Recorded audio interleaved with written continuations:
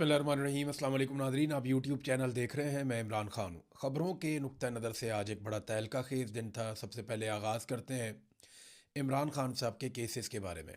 साबिक़ वज़ीर आज़म इमरान खान साहब के केसेस लगे हुए थे इस्लामाबाद हाई कोर्ट में भी, और अपीलें भी थीं इमरान खान साहब की बहनों की। उनके ऊपर भी कोई अमल दरामद नहीं हुआ। सुप्रीम कोर्ट ऑफ पाकिस्तान के अंदर से भी एक मैटर जो है इमरान खान साहब का केस, वहाँ पर भी अपील की गई थी, उसमें भी कुछ नहीं हुआ। बल्कि हाई कोर्ट में अजीबोगरीब सूरत हाल पैदा हो गई। हाई कोर्ट के अंदर जो है वो सलमान सफदर साहब ये बताते हैं कि हाई कोर्ट ये चाहती है कि फटाफट ये जो केस है 190 190 मिलियन पाउंड वाला, या जो अलकादर यूनिवर्सिटी वाला है, वो उसमें जो सरकारी अपील है उसको सुने। जबकि पाकिस्तान तहरीक इंसाफ या इमरान खान साहब के वकला ने जो केसेस दायर कर रखे हैं बड़े लंबे अरसे से, वो उनको सुनना नहीं चाह रहे। मिसाल के तौर पे सलमान सफदर का कहना है कि इस केस की अपीलें हाई कोर्ट क्यों जल्दी सुनना चाहती है, जबकि इससे कबल 5 अगस्त 2023 तोशाखाना फौजदारी केस की अपील अभी तक नहीं लगाई गई। वो 2023 वाले केस की अपील नहीं लगी अभी तक, और ना ही वो सुनी जा रही है। फिर 31 जनवरी 2024 के तोशाखाना 1 केस की अपील भी नहीं लगाई जा रही, ना वो सुनी जा रही है। ये अलकादर यूनिवर्सिटी वाला केस तो 17 जनवरी 2025 का है। तो अदालत इस अपील को ही पहले क्यों सुनना चाहती है? साफ बात है कि अदालत को हुक्म दिया गया है कि इस केस में इमरान खान साहब को सबसे पहले टारगेट किया जाएगा। आज जज साहब कह रहे थे जी दलाइल आप शुरू कर दें सलमान सफदर साहब को, वरना दलाइल जो है वो नैब के वकील शुरू कर देंगे। इस पे उन्होंने कहा जी मेरी इमरान खान साहब से मुलाकात ही नहीं हुई। मैं अपने क्लाइंट से मिलूंगा तो मैं उसका मुकदमा लड़ूंगा ना। मैं उसकी इजाज़त के बगैर कैसे ये मुकदमा लड़ सकता हूँ? तो इस पे जज साहब दबाव डाल रहे थे। तो लतीफ़ खोसा साहब का एक ताल्लुक भी है जज साहब से, वैसे यहाँ अदालतें ऐसी ही चलती हैं। वो आए रुस्तम पे, उन्होंने कहा जी हमें 2 हफ्ते का वक्त दे दें, हम इमरान खान साहब से बातचीत करके बाद में ये केस लड़ लेंगे। तो फिर जज साहब ने 2 हफ्ते के लिए टाइम दे दिया। तो अब फिलहाल 2 हफ्ते की यहाँ पे एक टाइम ड्यूरेशन मौजूद है पाकिस्तान तहरीक इंसाफ के वकला के पास। सुप्रीम कोर्ट ने सजा मुअत्तली के इस्लामाबाद हाई कोर्ट का जो फैसला है, क्योंकि इस्लामाबाद हाई कोर्ट ने सजा मुअत्तली का मामला नहीं सुना ना इमरान खान साहब का, वो कह रहे हैं जी हम मेन अपील सुनेंगे, जो हुकूमत चाहती है वैसे करेंगे। तो इस पे सुप्रीम कोर्ट के अंदर पाकिस्तान तहरीक इंसाफ के लोग ले गए थे केस को। इमरान खान और बुशरा बीबी की अपीलें वहाँ चली गई थी। तो उस पर सुप्रीम कोर्ट ने एतराज़ आयद कर दिया और दरखास्तें वापस कर दी। एतराज़ यह आयद किया गया कि नैब कवानीन में तरमीम के बाद ये जो मरकज़ी अपील समेत जो सज़ा मुअत्तली का मामला है, ये वफाकी आइनी अदालत सुन सकती है, लिहाजा अब आप इस मामले को आइनी अदालत में ले जाएं। सलमान सफदर इस फैसले पर यह कहते हैं कि ज़मानत का मामला सुप्रीम कोर्ट सुन सकती है। तो जनाब रजिस्ट्रार ऑफिस के एतराज़ात के खिलाफ वो कह रहे हैं जी हम चैम्बर में अपील दायर करेंगे। लेकिन आप देखें ना निज़ाम कैसे काम करे, वो कह रहे आइनी अदालत में ले जाओ। अब आइनी अदालत वो है जो गैर आइनी एक तरमीम जो की गई आइन के अंदर, जिसमें आइन का हुलिया बिगाड़ दिया गया, उसके नतीजे में एक मिलिट्री एस्टेब्लिशमेंट ने अपनी मर्जी की अदालत बनाई थी, आइनी अदालत। और वो आइनी अदालत इसलिए बनाई थी ताकि किसी किस्म की प्रॉब्लम मिलिट्री एस्टेब्लिशमेंट को अहम केसेस में ना हो। अब वो कहते हैं जनाब कि जो केस हमारी मर्जी का है वो उस अदालत में शिफ्ट करो। तो ये एतराज़ आ गया सुप्रीम कोर्ट से। ये आपके सामने है। सलमान सफदर साहब जो इमरान खान साहब की हालत बताते हैं ना जेल में, वो अपनी आंखों देखा हाल उन्होंने आज बताया। उन्होंने कहा जी कि मैं अपनी आंखों देखा हाल बता रहा हूँ, वो ये है कि इमरान खान और बुशरा बीबी को इस दुनिया से कट ऑफ कर दिया गया है। उनको बच्चों तक से बात नहीं करने दी जा रही। टीवी, अखबार, किताब, सब पर पाबंदी है। जेल में किसी से दुआ सलाम करने पर भी पाबंदी है। फैमिली से मुलाकात हुए 7 महीने गुजर चुके हैं, ये बैरिस्टर सलमान सफदर साहब ने बताया। देखिए इमरान खान साहब के बारे में उन्होंने एक और बात बताई, और ये क्योंकि मैं पर्सनली इससे गुजरा हूँ तो मैं आपको बता सकता हूँ कि ये कितनी तकलीफ दह चीज़ है कि आपके पास कोई मुलाजिम आए या कोई बंदा आए जो आपको खाना देकर जाए, आप उसे सलाम करें और वो आपको सलाम का जवाब भी ना दे। यानी उन्हें इतनी भी इजाज़त नहीं है कि वो इमरान खान साहब को सलाम करें या सलाम का जवाब दे दें। इसे कहते हैं कैद तन्हाई। ये मिलिट्री एस्टेब्लिशमेंट का एक तरीकाकार है दहशतगर्दों को डील करने का, कि उन्हें इस कदर कैद तन्हाई में रखा जाता है कि कोई उनके सलाम का जवाब भी नहीं देता, कोई आंख का इशारा भी नहीं करता कि बाहर कोई मामला ठीक है या नहीं है, कोई बात आपको नहीं बताते, आपको दुनिया से काट देते हैं। ये जो टाइम ड्यूरेशन है ये सबसे सख्त होता है। यानी मैं आपको ज़ाती तौर पे एक तजुर्बा बताता हूँ, मैं कमज़ोर आदमी हूँ, लेकिन मैं ये मुतालबा करता था कि यार मुझे टॉर्चर करने के लिए आओ, मेरे साथ बात तो करो। कोई आओ तशद्दुद करने आओ, मार कुटाई करने के लिए आओ, लेकिन बात तो करो।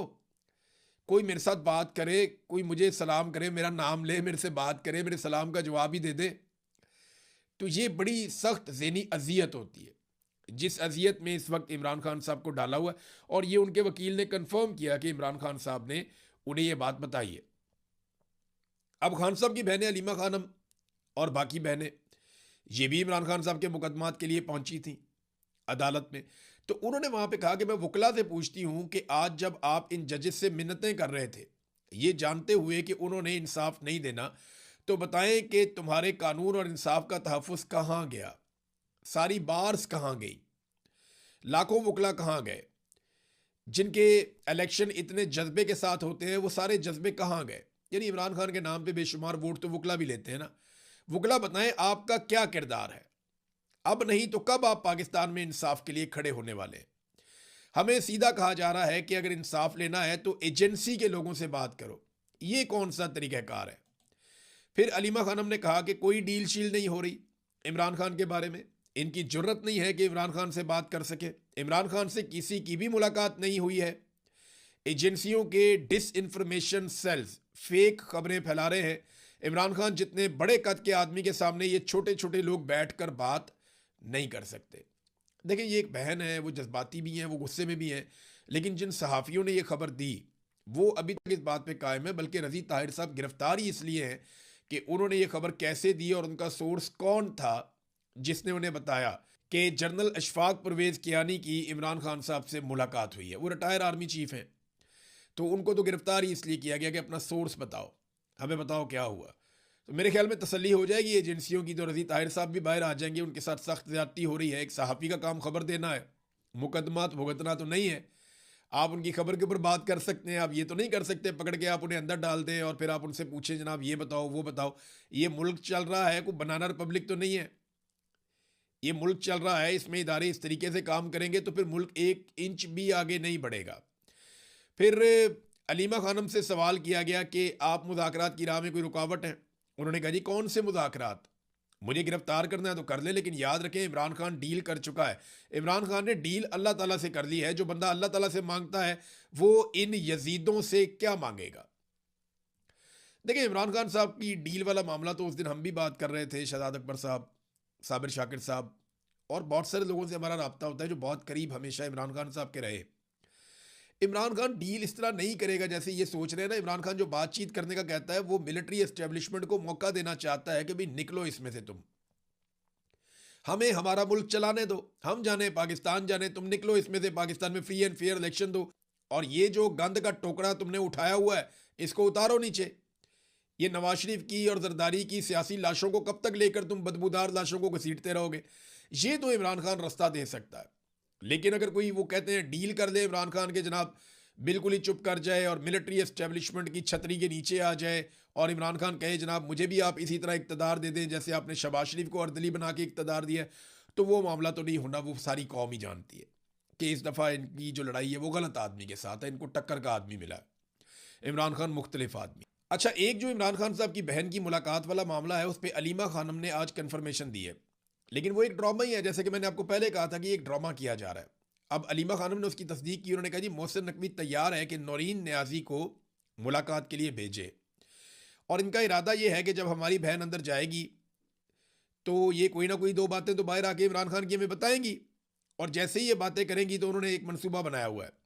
एक तो वो हमारी बहन के साथ ये किसी और अपने आदमी को अंदर भेजेंगे जो इमरान खान साहब के साथ बातचीत करेगा, और ये चाह रहे हैं कि मौके का फ़ायदा उठाएं। और दूसरा, फिर ये लंबे अरसे के लिए कम से कम 6 महीने के लिए दोबारा इमरान खान साहब को कैद तन्हाई में डाल देंगे। ये सिर्फ सहूलतकारी हो रही है।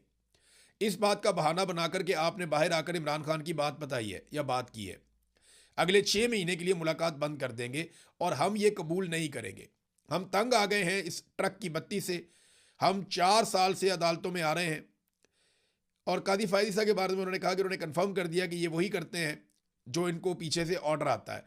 अच्छा, अब उन्होंने कहा जी हमें इंसाफ की उम्मीद भी नहीं है। कादी फायदी साहब वाला मैं चेक करवा रहा हूँ कि उसने इंटरव्यू कहाँ दिया और क्या किया। मुझे और भी कुछ लोग बता रहे थे लेकिन कुछ सोर्सेज ये कह रहे हैं कि वो जाली है, कुछ कह रहे हैं जी पता नहीं सही है।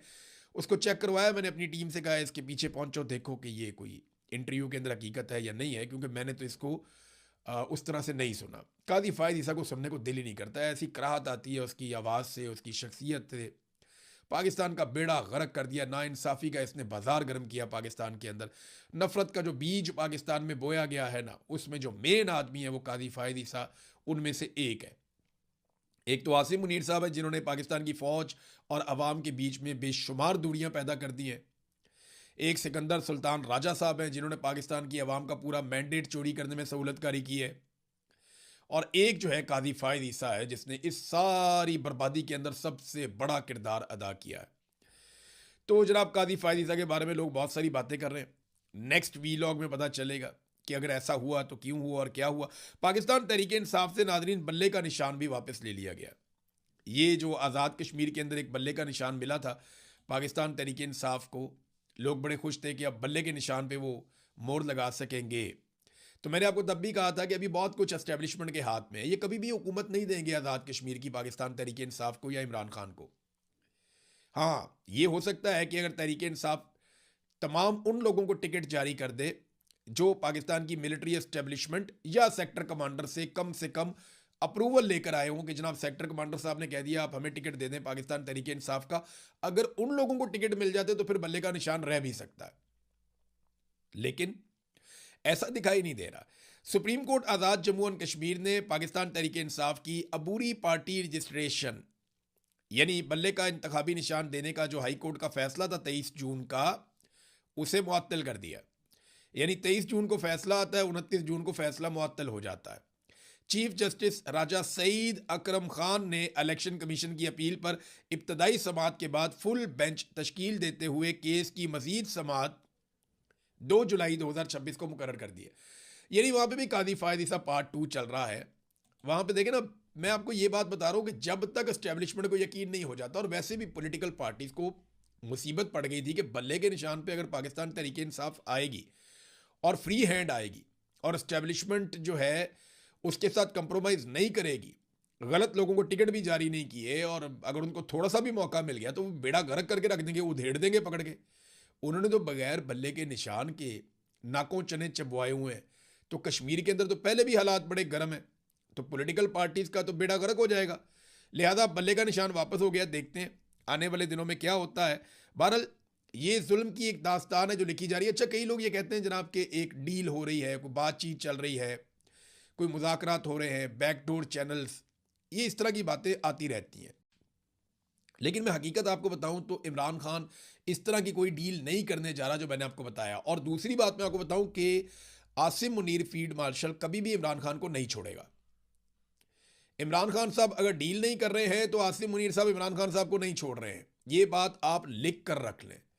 उसकी वजह यह है कि आसिम मुनीर साहब की एक तरह से मौत वाक़ हो जाएगी अगर इमरान खान साहब इस तरह बाहर आ जाते हैं तो बगैर डील के। तो वो ये कभी भी अफोर्ड नहीं कर सकते। सारा कुछ ये किया कराया बर्बाद हो जाएगा, ये इस्तेस्ना एक्सटेंशन सारा कुछ बढ़ जाएगा, कोई चीज़ किसी काम की नहीं रहेगी। लिहाजा उन्होंने हर हाल में इमरान खान साहब को जेल के अंदर रखना है, उन्हें बाहर नहीं आने देना इमरान खान साहब को। अच्छा, 3 चीज़ें हैं जिनमें से 2 चीज़ें जब भी इकट्ठी होंगी इमरान खान साहब जेल से बाहर आ जाएंगे। 3 किस्म के दबाव पाकिस्तान की मिलिट्री एस्टेब्लिशमेंट पे होंगे तो इमरान खान साहब जेल से बाहर आ जाएंगे। बगैर दबाव के आसिम मुनीर साहब इमरान खान साहब को नहीं छोड़ने वाले। ये कौन से दबाव है? नंबर 1 मुआशी दबाव, नंबर 2 अवामी दबाव, नंबर 3 बैरूनी दबाव। तो मुआशी दबाव तो लगातार पाकिस्तान की मिलिट्री एस्टेब्लिशमेंट के ऊपर है। ये डंडा तो रोज़ाना इनके सर पे पड़ता है। ना सरमायाकारी है, ना मईशत चल रही है, गुर्बत बढ़ रही है, बेरोज़गारी बढ़ रही है, महंगाई बढ़ रही है, आम आदमी के हालात बुरे से बुरे होते चले जा रहे हैं, कर्ज़ों के अंबार लग गए हैं।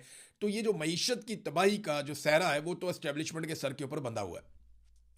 अब बाकी 2 फैक्टर्स हैं, उन दोनों में से जब कोई एक आ गया तो आसिम मुनीर साहब को इमरान खान साहब को आज़ाद करना पड़ जाएगा। वो 2 फैक्टर कौन से हैं? नंबर 1 अवामी दबाव, नंबर 2 बैरूनी दबाव। बैरूनी दबाव नहीं आ रहा आपके सामने क्योंकि डोनाल्ड ट्रंप की आशीर्वाद है आसिम मुनीर साहब के साथ। और अंदरूनी अवामी दबाव वो इसलिए इकट्ठा नहीं हो पा रहा कि पाकिस्तान तहरीक इंसाफ कोई अच्छी हिकमत अमली अवाम को नहीं दे पा रही। इमरान खान साहब की बहनों ने कहा कि पार्टी अपना फैसला करे, हम अपना फैसला करेंगे।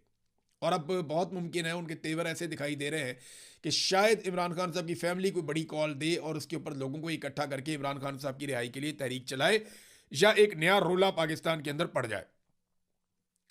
बहरहाल इसके बगैर आसिम मुनीर साहब इमरान खान साहब को नहीं छोड़ते, ये बात आप मेरी लिख कर रख ले, मैंने आपको एक मरतबा नहीं कई मरतबा कहा।